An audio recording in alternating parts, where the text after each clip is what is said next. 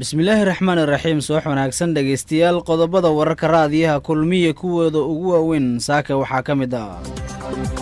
taliyaha ciidanka xoogga dalka oo sheegay in gacanta lagu soo dhigay ciidamadii shalay gudaha u galay xarunta golaha shacabka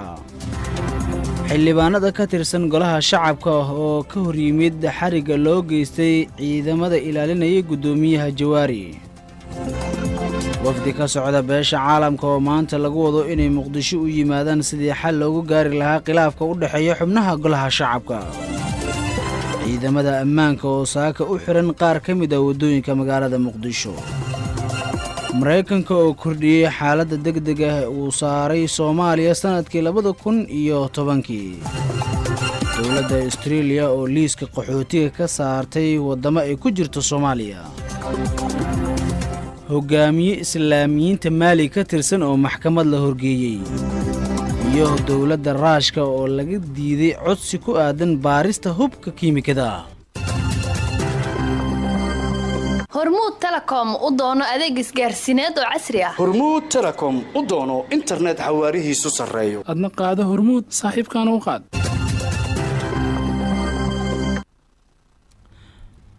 waa subaxnimo khamiis ah taariikhdan waxay ku beegan tahay 5 bisha afraad sanadka 2018 warkaas oo dhan saaka waxa aqrinaysa wariyeena Xafsa Khaliif Umar waa mahadsan tahay Cali Ibraahim Cabdillaahi bismillaahir rahmaanir rahiim subax wanaagsan dhageystayaal ku soo dhawaada qodobadii aad maqasheen oo intii hore ka faahfaahsan taliyaha ciidanka xoogga dalka ayaa sheegay in gacanta lagu soo dhigay ciidamadii shalay gudaha u galay xarunta golaha shacabka dhanka kalena xildhibaano ka tirsan golaha shacabka ayaa ka hor yimid xarigga loo geystay ciidamadii ilaalinayay guddoomiyaha golaha shacabka Professor Maxamed Sheekh Cusmaan Jawaari sida warkan uu ku faahfaahinayo Cabdiwahaab Xuseen Muxyidiin shir jaraa'id oo xalay warfidiyeenada u qabtay Generaal Cabdiwali Jaamac Xuseen Gorod taliyaha ciidamada xoogga dalka Soomaaliya waxa uu ku shaaciyay in gacanta lagu soo dhigay ciidankii shalay hubka gudaha ula galay xarunta golaha shacabka Soomaaliya oo uu ka qabsoomi waayay kulankii labada ajando lagu ballamiyay xildhibaanada golaha shacabka oo 14 bishii Maarso ku kala jabay mooshin laga gudbiyay guddoomiyaha golaha shacabka Maxamed Sheekh Cusmaan Jawaari Cabdiwali Jaamac Xuseen Gorod waxa uu intaasi raaciyay in ciidan kale oo looga shakisan yahay in ay hub gudaha la galeen baaritaano ay ku soconayaan iyagana la soo qaban doono sida uu sheegay waxaan muxuu ahaa go'aansanay inaan ciidankii meesha galay oo amardiidada sameeyay inaan soo qabanno oo aan ka soo kaxayno meelihii iyo barihi ay joogeen ciidankaasi hadda intiisii badneyd gacanteena ku jirtaa kuwa kalena weli waa ay maqan yihiin waana muxuu ahaa laga daba tegaya waana la keenaya waxaa kaloo macquul ah inay jiraan ciidamo kale oo maleeshiyaad aan ka mid ahayn ciidamada qalabka sida ka mid ahayn oo laga yaabo inay ku gabadeen ayadana waa ogaanaynaa wararka waxaan helnay inay ku jiraan waa ogaanaynaa waa baaraynaa ayagana waa soo qabanaynaa haddii ilaha yidhaahdo marka hadda arrintu si nabad ahay ku dhammaatay xasilooni baa jirta wax dhibaataa oo jiraa ma jiraan saasaan rabnaa inaan dadku ay u ogaadaan wax allaale iyo wixii ayagu damca ama isku daya inay ka boodaan ama ay ka tillaabsadaan shuruucda dalka tillaabo fiican baa laga qaadahayaa oo munaasib ku ah oo iyo qof waliba iyo gruub walba waxay istaahilaan sida maanta taas dhacday oo kale annaga oo ka fiirsanayna inaanaan khalkhal gelin xasiloonida dalka dhinaca kale xildhibaanada la magac baxay badbaadada golaha shacabka Soomaaliya ayaa dhankooda wax laga xumaado ku tilmaamay in ilaalada laga kaxaysto afayeenka golaha shacabka Soomaaliya waxaana ay sheegeen in arrintaasi ay tahay mid aan loo dulqaadan karin guddoomiyaha baarlamaanka mudane Maxamed Sheekh Cusmaan Jawaari ciidamadiisi in la yiraahdo ciidamaan soo qabanay taas ma qabat nimankan wax ka qaldan yahay dib inay isugu noqdaan ay saxaan waxa ka qaldan doorasho waa doorasho guddoomiyaha hadii la dooranayo iyo hadii mooshin laga keenayo taas waa heer u yaalo magaciisi dastuurka iyo heer hoosaadka laakiin waxa kala xad gudubyada kale waa in la joojiyaa guddoomiyaha waxa taliyayaasha ciidamadana dhexdhexaad ma aha waa inay dhexdhexaad noqdaan dhexdhexaadnimadooda ku soo noqdaan wasiiradan wax saxiixay mooshin saxiixayna annaga waxba nooma sheegin mana dhageysanayno waxaan rajaynayaa guddoomiyaha ciidamadiisii laga qaatay oo beenta laga sheegay oo la yiri ciidamadii oo hawsha ku jiraan soo qabanay qaladaad ku jirteen ciidamadaas hool ma ku jirin waxay ku jireen shaqadooda ay gudanayeen amnigii ay gudoomiyaha inay sugaan ayay meesha u joogeen ciidamadiisana in la soo celiyo xaquuqdiisana waa inuu lahaadaa laakiin waxaanu ballan qaadaynaa intaanu xildhibaananahay aanu ku jirno siyaasadda Soomaalida inaanu suuro gelin doono in ciidanka dalku uu sharci ahaan uga madax banaanaado madaxweynena u hanjabi karin maxaa la yiraahdaa ra'iisul wasaarena aanu ugu hanjabi karin inuu xilka ka qaado xilkooda ay si isku mid u gudan doonaan oo aan jiri doonin dib dambe in loogu kala eexdo inkastoo taliyaha ciidamada xoogga dalka Soomaaliya uu sheegay in la qabtay ciidankii hubka gudaha ula galay xarunta golaha shacabka waxaa xusid mudan in xarunta golaha shacabka ay buuxeen ciidan iskugu jiro boolis military nabad sugid iyo AMISOM halka markii hore AMISOM iyo boolis oo kaliya ay xarunta ilaalin jireen wafdi ka socda beesha caalamka ayaa maanta lagu wadaa inay muqdisho yimaadaan sidii xal looga gaari lahaa khilaafka u dhaxeeya xubnaha golaha shacabka sida warkan uu ku dhameystirayo Cabdiqani Cabdilaahi Ibraahim sida wararka qaar ay sheegayaan wafdi ka socda beesha caalamka ayaa lagu wadaa in maanta ay soo gaaraan magaalada Muqdisho kuwa oo doonaya in ay xal u raadiyaan khilaafka golaha shacabka ee baarlamaanka Soomaaliya ka dhex taagan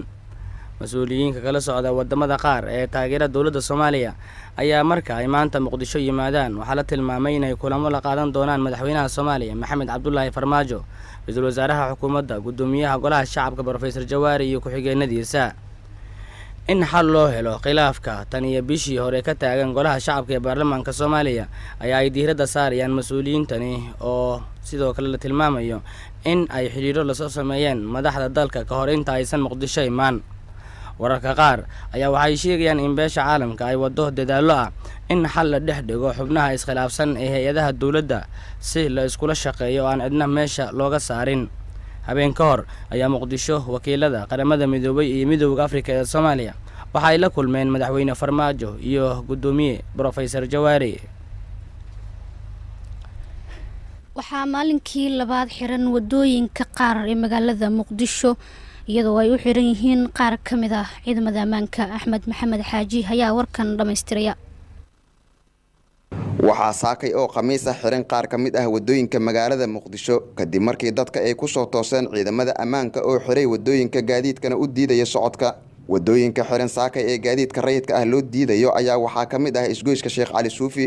oo baabuurta loo diidayo dhanka Maka al-Mukarrama in ay u soo gudbaan isgoyska Tarabuunka iyo qaar ka mid ah wadooyinka kale wadada wadnaha ayaa noqotay qad cagaaran oo aysan isku gooshi karin shacabka labada dhinac ee wadadaasi degan waxaa arkaysaa saaka shacab fara badan ee maalaya cagahooda kuwaas oo ay ka xiran tahay wadada sidaan oo kale ayaa goor hore wadada wadnaha laga dhigay qad cagaaran oo aanan la isku dhaafi karin labada dhinac balse markaasi waxaa lagu sheegay in sababo amni awgeed loo xiray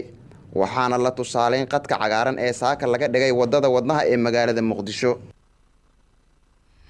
Axmed Maxamed Xaaji aad ayaad u mahadsan tahay dawladda Mareykanka ayaa xilli kordhin ku sameysay xaaladda degdega ee Soomaaliya ay saartay sanadii 2010 Axmed Maxamed Ibraahim ayaa faahfaahinaya warkan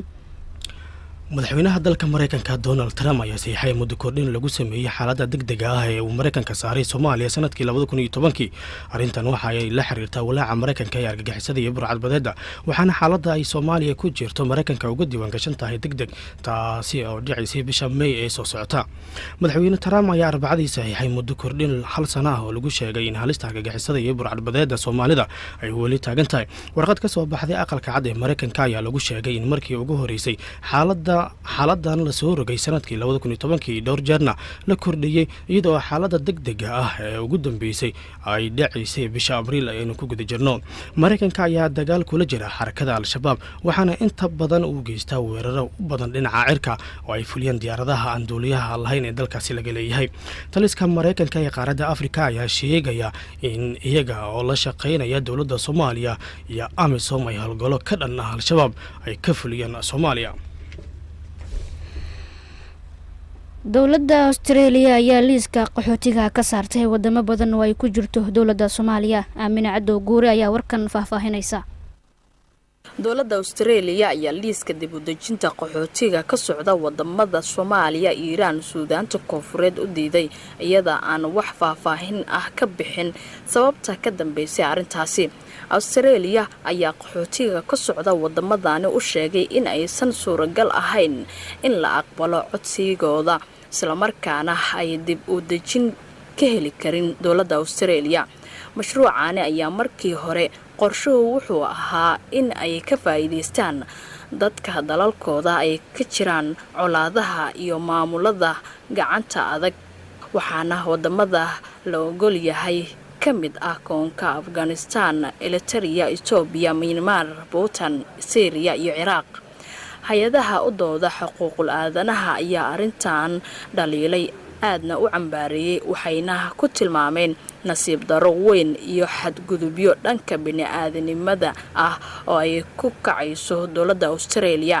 Dhanka kale hogaamiyaasha mucaaradka ayaa dhankooda ka hor yimid arrintaani, waxayna sheegeen in go'aanka ay gaareen xukuumadda ay xadgudub weyn ku tahay dastuurka dalka Australia. waxaa kale ay tilmaameen in tallaabo ay ka qaadi doonaan dowladda hadda jirta, arrintaana ay muujinayso takoorid lagu sameynayo qaar ka mid ah wadamada caalamka. hadalkani ka soo baxay dowladda Australia ayaa imaanaya xilli dalkaasi ay qaxooti u joogaan Soomaali badan kuwaas oo hadda ka walaacsan arrintaani. waa mahadsan tahay Aamina. warka subaxa idaacadda kulmiye ayaad dhageysanaysaan dhageystayaal. warka dibadda ayaa inoo soo socda balse markan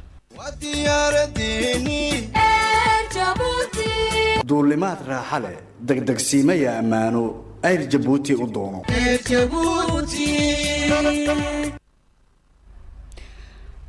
hogaamiye islaamiyiinta Maali ka tirsan ayaa maxkamad la horgeeyay. hogaamiye jihaad doon ah oo u dhashay dalka Maali ayaa markii ugu horeysay la horgeeyay maxkamadda caalamiga ee dambiyada ee ICC waxaana lagu eedeeyay dambiyo dagaal. Cali Xasan Abdool waxa uu ahaa taliyihii booliska koox jihaad doon ahayd ee magaalada Timbuktu markii ay haysteen kooxda islaamiyiinta ah inta u dhaxaysay sanadihii 2012 ilaa 2013. waxaa lagu eedeeyay dambiyo ay ka mid yihiin kufsi, dumarka oo galmo lagu adoonsado iyo duminta taalooyin taariikhi ah. Maxmuud waxaa lagu xiray Maali waxaana loo gudbiyay magaalada Hague toddobaadkii hore. waa hogaamiyihii labaad ee islaami reer Maali ah oo la horgeeyo maxkamadda dambiyada caalamiga adduunka ee ICC, waana kii ugu horeeyay ee lagu qaado dacwad dambi dagaal ah.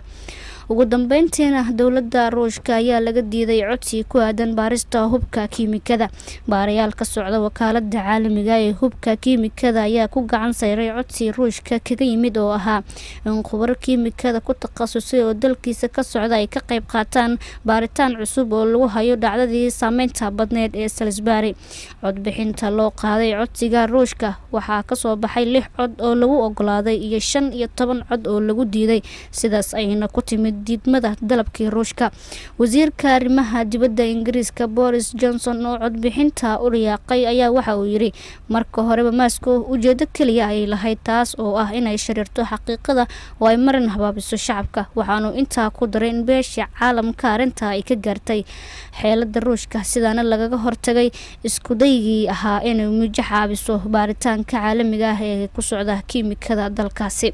guud ahaan warka subaxa idaacadda kulmiye dhageystayaal waa naga intaa. cidda warka iyagu isaga waxay dib kaga heli kartaa page-ka internetka ku leenahay ee kulmiyenews.com ama kulmiyeradio.com.net.